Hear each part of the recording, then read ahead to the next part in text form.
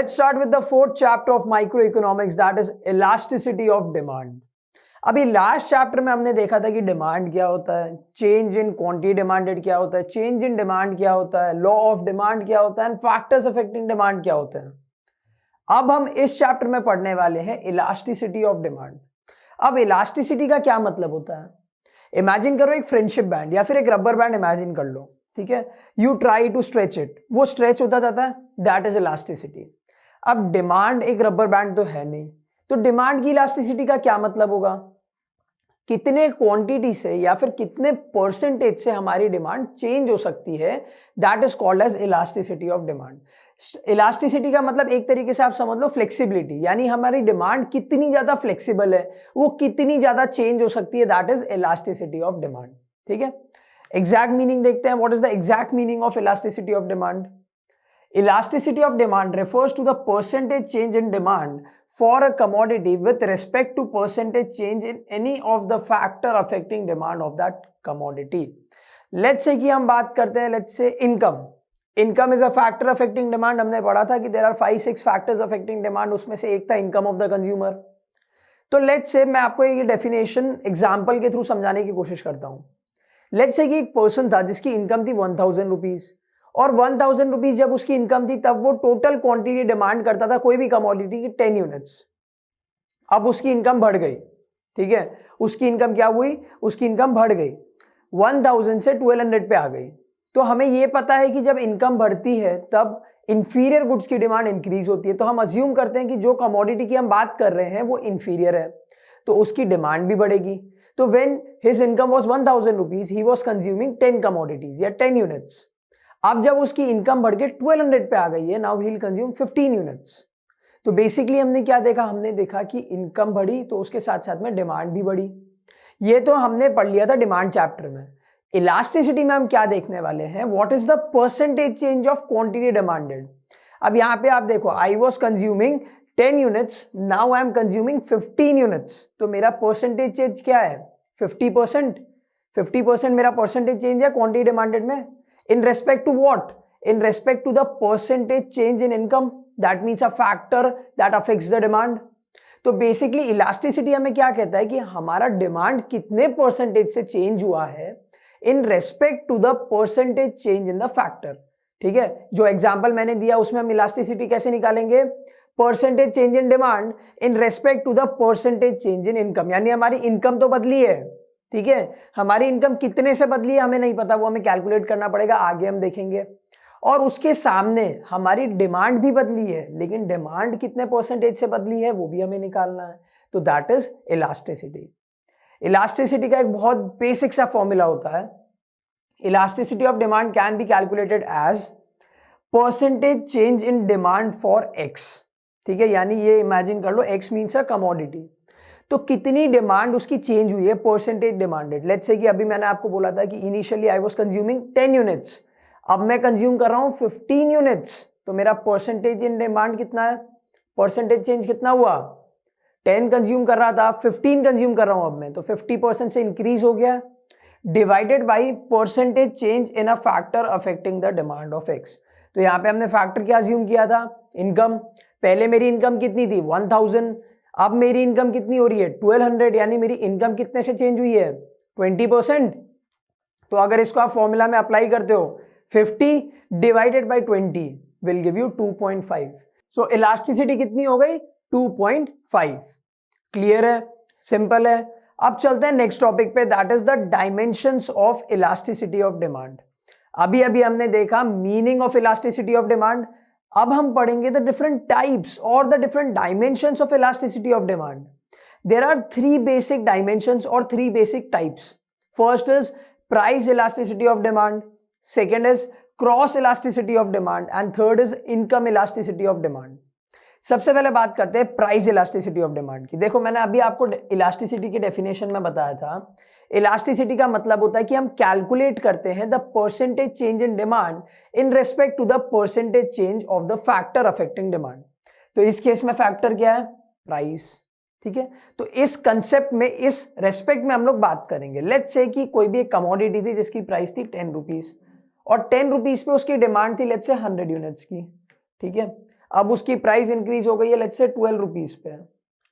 अब यहां हमने देखा कि प्राइस इंक्रीज हो गई है, तो according to law of demand हमारी डिमांड डिक्रीज होगी। Very good.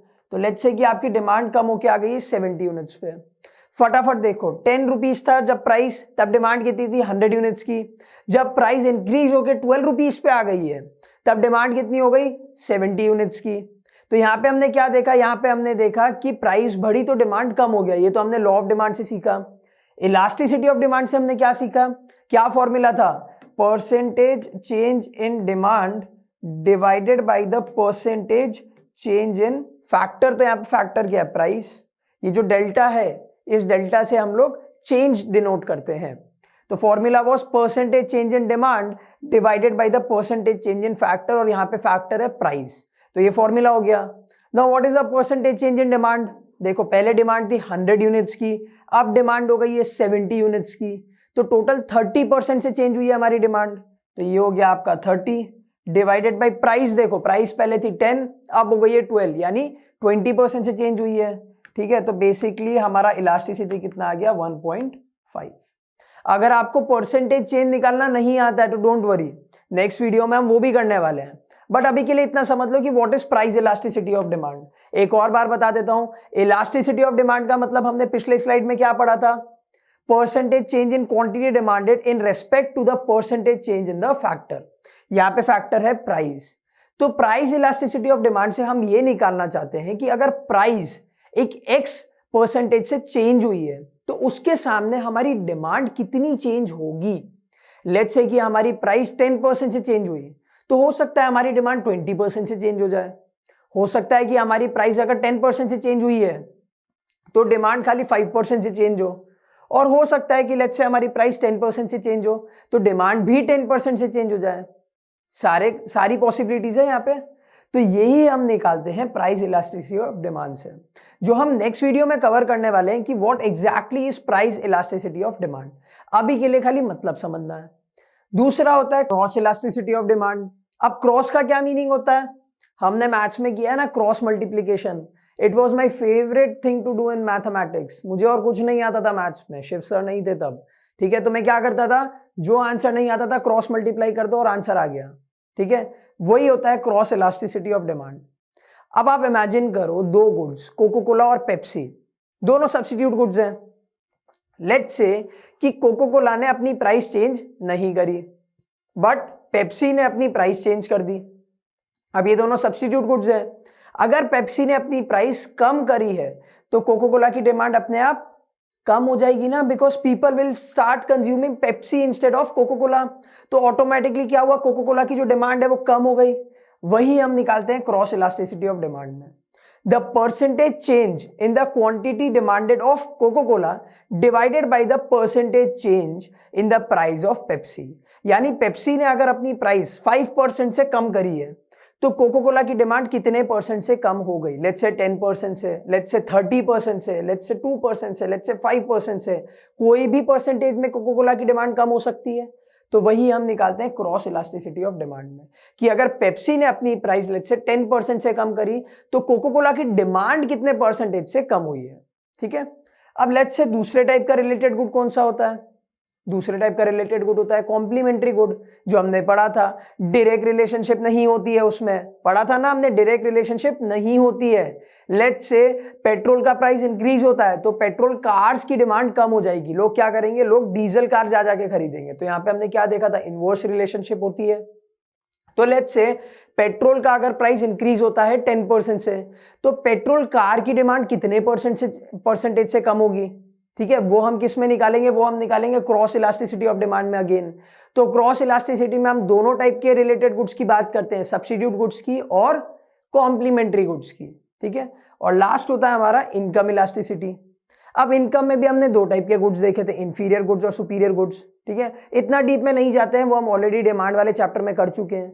But income elasticity में हम क्या निकालेंगे, percentage change in the demand divided by the percentage change in the income of the consumer. Let's say कि मेरी इनकम 50% से increase हो गई वर्चुअली में आने के बाद में, तो मैं अपनी डिमांड भी बढ़ाऊंगा। लेट्स से कि मैंने अपनी डिमांड 10% से बढ़ा दी, बाकी 40% मैं सेव कर रहा हूं बिकॉज मुझे नया घर लेना है, नई गाड़ी लेनी है, वॉट एवर इट इज। तो क्या हुआ, मेरी 50% से अगर इनकम इंक्रीज हुई, उसके आगे मैंने मेरी डिमांड सिर्फ 10% से बढ़ाई। ये हम कैसे निकालेंगे, इनकम इलास्टिसिटी ऑफ डिमांड से। तो ये 3 टाइप की इलास्टिसिटीज होती है, price elasticity, cross elasticity and income elasticity. अब चलते हैं नेक्स्ट टॉपिक पे, जहां पे हम कवर करने वाले हैं the price elasticity of demand.